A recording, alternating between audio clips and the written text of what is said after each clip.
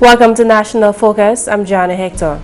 Coming up, His Excellency the President of Dominica brings Christmas cheer to the north. Cardi and stakeholders discuss value-added crops, and Paradise Valley residents get a hand this Christmas. Stay with us for details of these and other stories after this. Introducing the Government of Dominica Internal Directory mobile app, available for download from the Google Play Store, One Mobile Market, and the Government of Dominica's website. Access to all ministries and sub-departments' phone, email and office addresses and websites. Simply select a ministry and the sub-department. You can dial directly from the app or save the numbers to your phone contacts. It's convenience at your fingertips.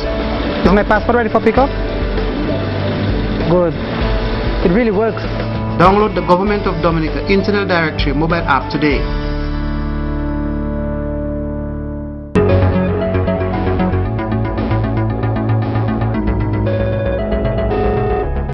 Thanks for staying with us. His Excellency the President of Dominica, Charles Savre, accompanied by Mrs. Savre, continued the mission of giving from the President's Charities Foundation and from the President's office. On Wednesday, President Savre's first stop was at the Northern Home for the Aged in Grange, Portsmouth. There, he applauded staff for their continued hard work and volunteerism. His Excellency the President also shared his thoughts on the potential of the 1.5 acres of land surrounding the home. I think, notwithstanding the challenges, the fact that you persist with the running of the home, we also have to persist with efforts to bring the available land into production so as to assist with the running of the home. We are always very, very, very happy to be in a position to make a contribution to the charities that we support. And I will be eternally grateful to President Liverpool, who started this Charities Foundation, and to President Williams, who continued it during the time that he was president, enabling us now to be able to continue the work that they started, and of course to the President Charities Foundation. Before making his exit, His Excellency Savre took the time to visit with residents.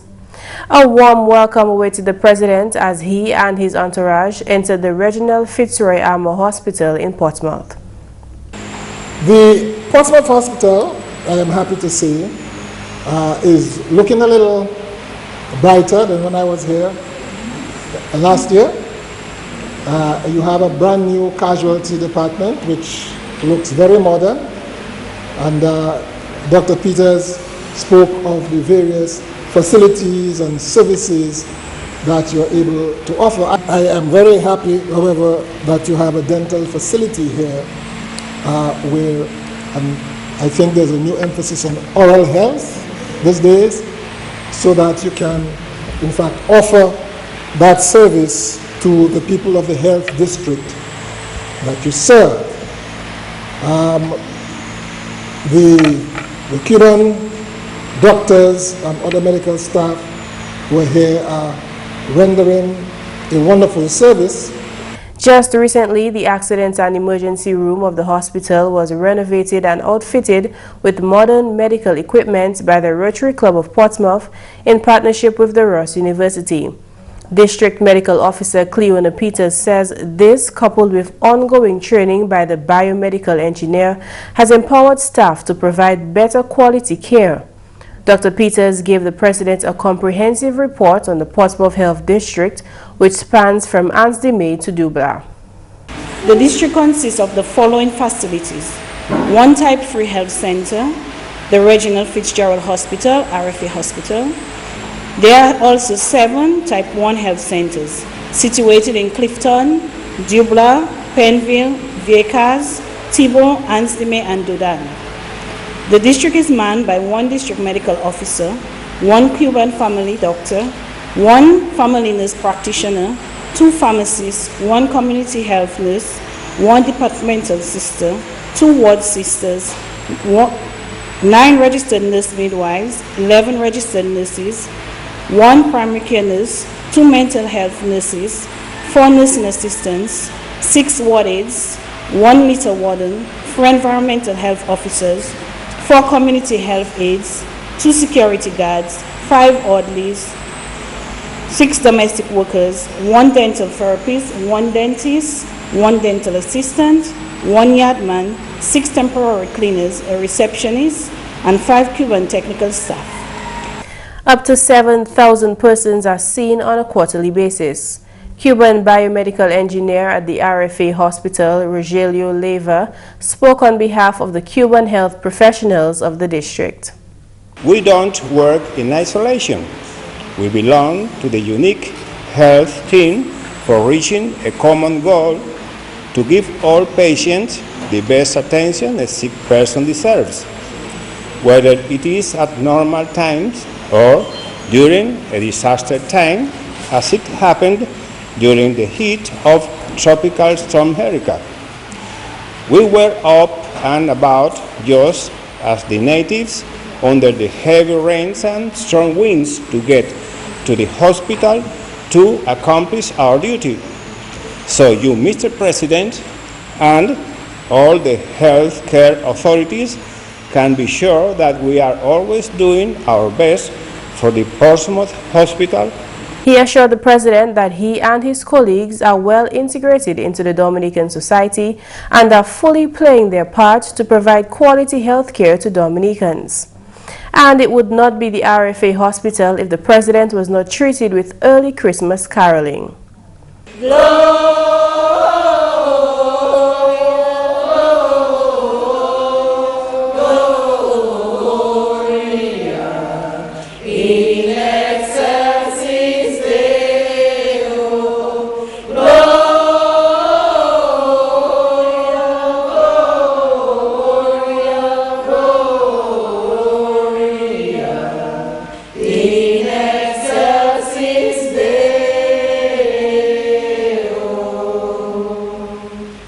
To conclude the short ceremony, donations were handed over to the care of the elderly and the RFA hospital.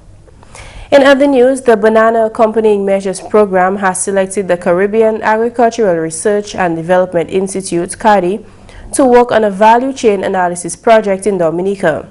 Value chain analysis is a tool to determine the greatest possible value, in this case of crops and livestock, and add value to them by turning them into something useful to even more people. One example of this is to add value to the tree crop coconut by producing oil, soap, sweets, coconut flakes, and other byproducts. CARDI's work on this project has just begun but will last about 5 months. We are here this week to conduct this exercise where, as part of the project, we have been asked to select the key commodities for value chain analysis. And today we are undertaking this exercise at the Fortune Hotel. And currently we have stakeholders there, and we are going through a process using selected criteria to come up with a short list of about 10 commodities. And from that short list now we will go to a wider group of stakeholders to get their feedback on that 10 crops or 10 crops or livestock commodities, as the case might be, that we have selected. And then we will, from that now we will come with a final list of maybe about 4 or 5 commodities that we are going forward with value chain analysis. The commodities selected for the shortlist will be based on specific criteria. Economic importance in terms of how many persons are currently involved, the value of production, does it in foreign exchange for the country, for example? Is it a commodity of strategic importance in terms of for food security? Can it assist with import substitution in terms of reducing the amount of foreign exchange that they expended on similar type of imports? We also look into the capability of the stakeholders. Do you have a number of experienced producers? Do they have good management practices and so on? So these are some of the criteria that we are looking at. So far, the commodities being considered are crops which are already grown in significant quantities island-wide. These crops are also top economic performers for the island. Bananas and plantains are still in the fray. Root crops, dasheen, yam, tanya, sweet potatoes, livestock, broilers, small ruminants, swine, eggs as well too. Those are some of the commodities that are being looked at. Cocoa as well, I should also mention. An important aspect of the project is to take steps to ensure that value chain analysis can carry on even after this project is over. There are supposed to be 2 counterpart officers assigned to the project who will be working with us from the Ministry of Agriculture, and they will be learning the process of value chain analysis. And also, more importantly, we're going to have a 3-day workshop where stakeholders from the ministry and other agencies as well as stakeholders within the chain, farmers, traders, hucksters, for example, and retailers will be invited, where they will be given what I consider to be introduction in terms of value chain analysis and management. And then to cap up that, now we have been asked to produce a manual in terms of teaching people how to undertake value chain analysis, and that will be left with the project and be used later on to undertake other studies of value chain analysis, studies of other commodities as well too. So far, Cardi says stakeholders are responding very well to the activity. This whole process is supposed to be a real participative process, so we'll be having a lot of interactions, both in terms of bringing people together, but also in terms of meeting with them in their own particular environment as well too. Because in terms of gathering the data for the value chain analysis itself, we'll be undertaking some field surveys. We'll be actually going out in the field to the different stakeholders, input suppliers, producers, hucksters, retailers. We will also be going to be surveying consumers as well too, to get an idea of their perspective or their thinking and their feeling in terms of the issues of relating to quality, price, etc. of the products that they purchase on a daily basis in the local market. According to the specialist, value chain analysis is relatively new to the Caribbean, but there are success stories.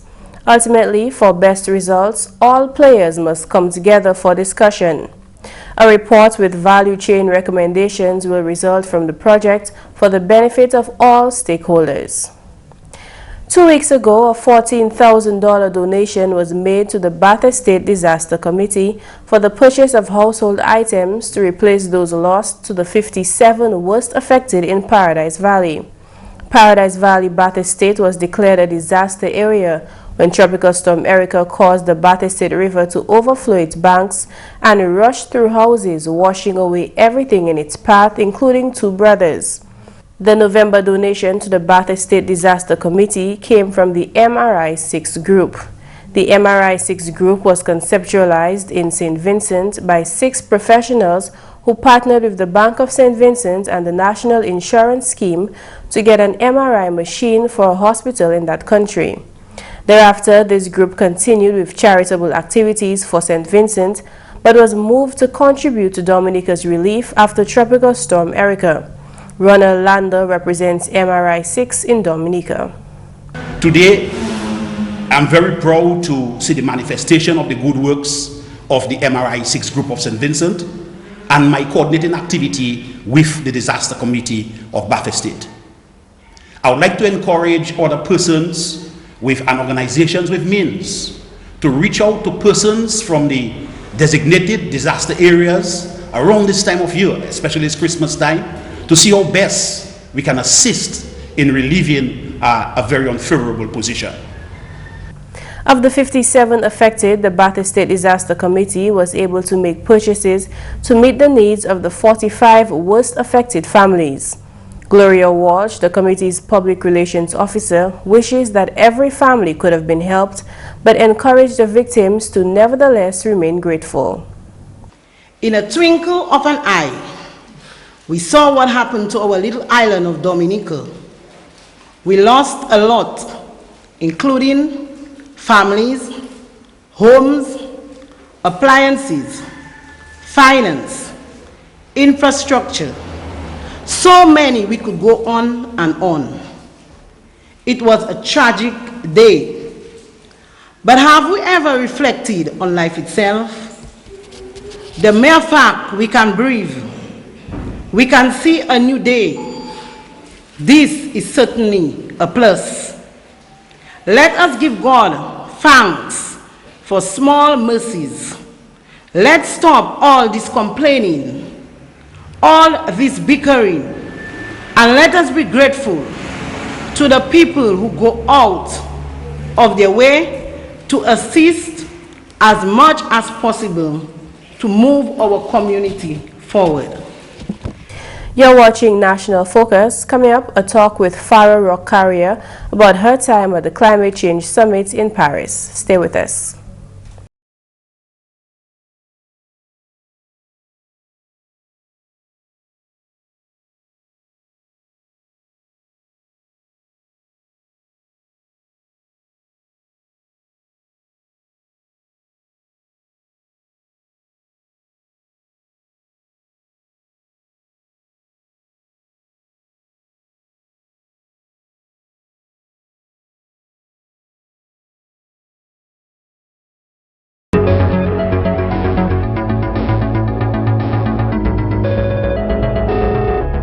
Welcome back.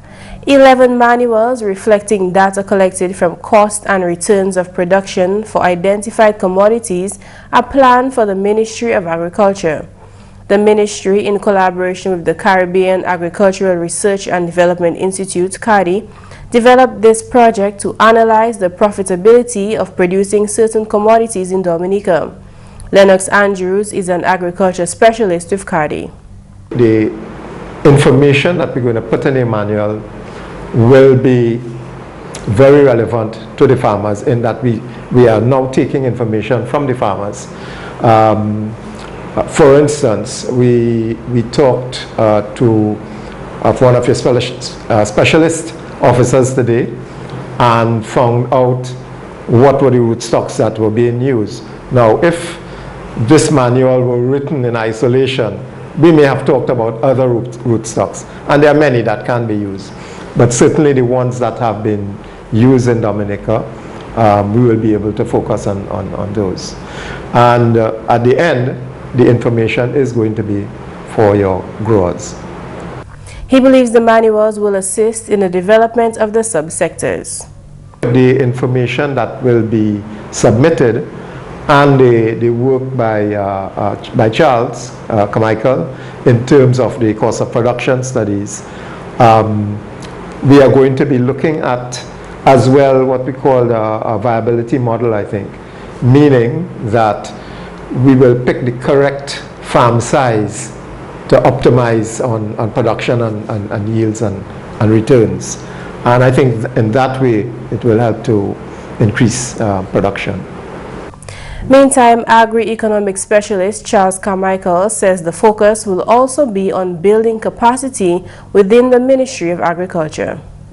We will provide training to the technical staff in those particular areas to provide sustainability to the initiative so that cost of production information could be developed and kept, because information and records is one of the areas we find that is very lacking in a number of other Caribbean countries, and in Dominica you may have some of those challenges too. So it's all part of the project that we're looking to build that capacity, information and so on. A local broadcast meteorologist, Farah Rock Carrier, was among 20 meteorological journalists selected by the World Meteorological Organization to attend the United Nations Climate Change Conference, COP21, currently underway in Paris. GIS News spoke with Carrier on Wednesday about her experience at the conference. We had the opportunity to meet and interview very influential people. What I learned, what stood out for me was a very emotional plea from ministers, presidents and so forth from the Pacific Islands. It was very emotional. One of the ministers almost came to tears because literally they are sinking due to sea level rise, and they are urging for at least a 1.5 degrees Celsius temperature increase and not a 2 degrees Celsius temperature increase. 1.5 to stay alive is the Caribbean's mantra as regional heads of states make their case for climate change resilient support for the Caribbean and other small island developing states. The more developed nations of the world are committing to keep global temperatures beneath 2 degrees.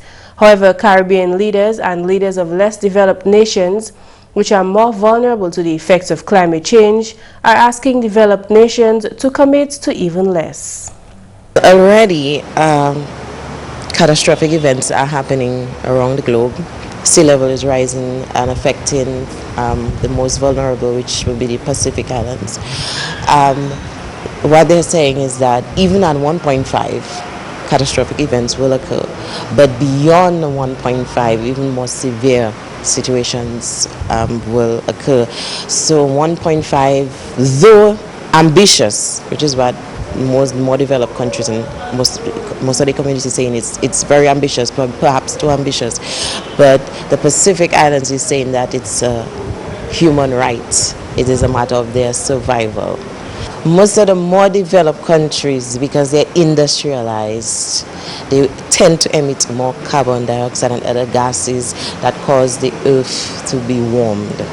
One of the issues that rose in COP21 was the issue of climate financing, because the less developed territories believe that they have not contributed as much to global warming as the more developed countries. So therefore, it should be the more developed countries' duty to give them some form of finance to help them adapt to the effects of climate change.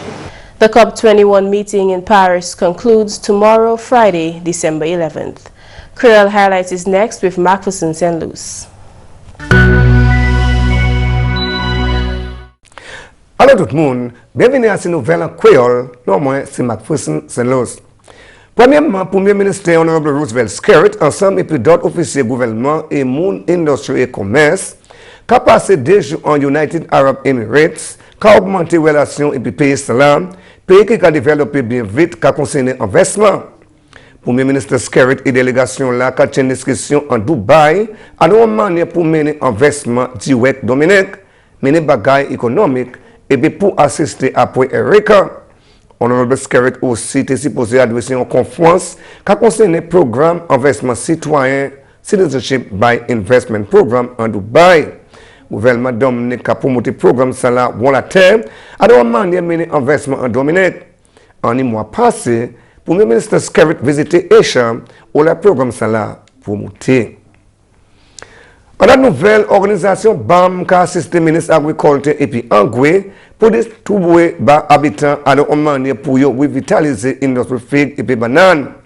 Parole ça la sortie au chef département quarantine Ryan Ansem. Eh bien, il y a un bagage encore, nous tapons assistant Hot Banana Company Measures, ça c'est BAM, ça c'est un projet European Union, il y a nous cells, fertilizer.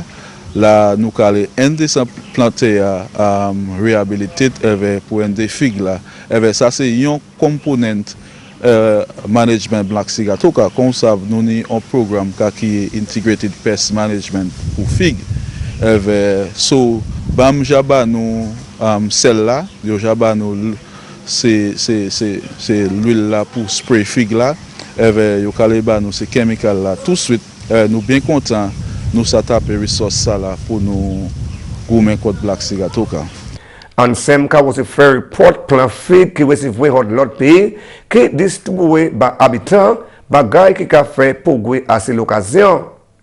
Encore programme nous c'est pour mettre un programme pour sustainable development figue là.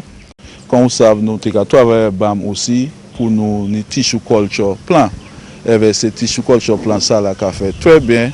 Yo en Cassibus en dedans Calibichi yo ka fait très bien en premier quarter l'année à venir nous que c'est fixe ça là ka voué bonche en mai avril l'année qui passé nous que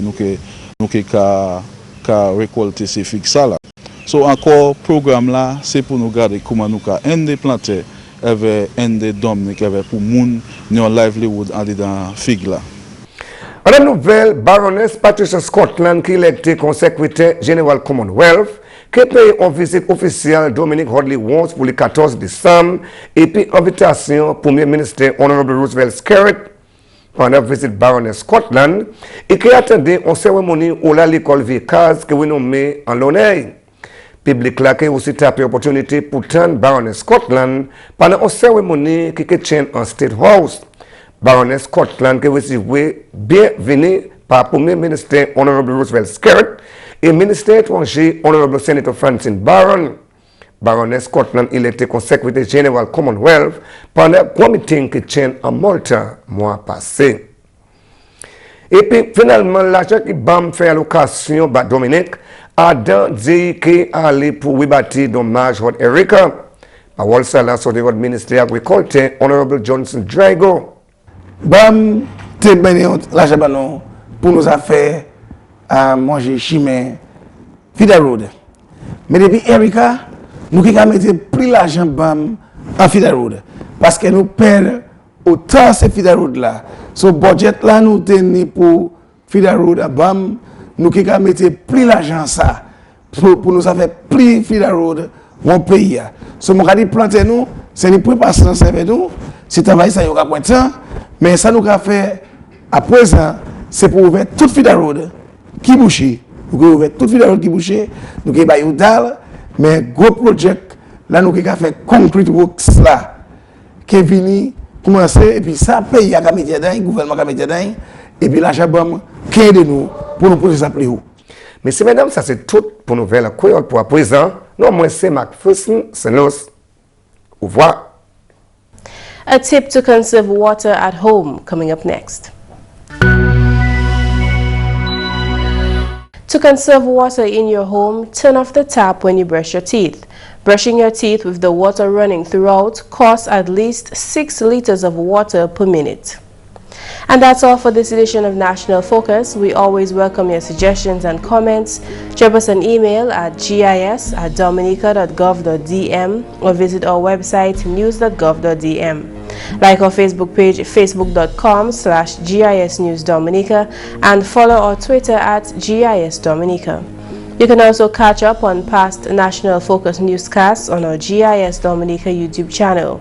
From all of us here on the GIS News production team, I'm Jarna Hector. Thank you for watching and join us again next time on National Focus.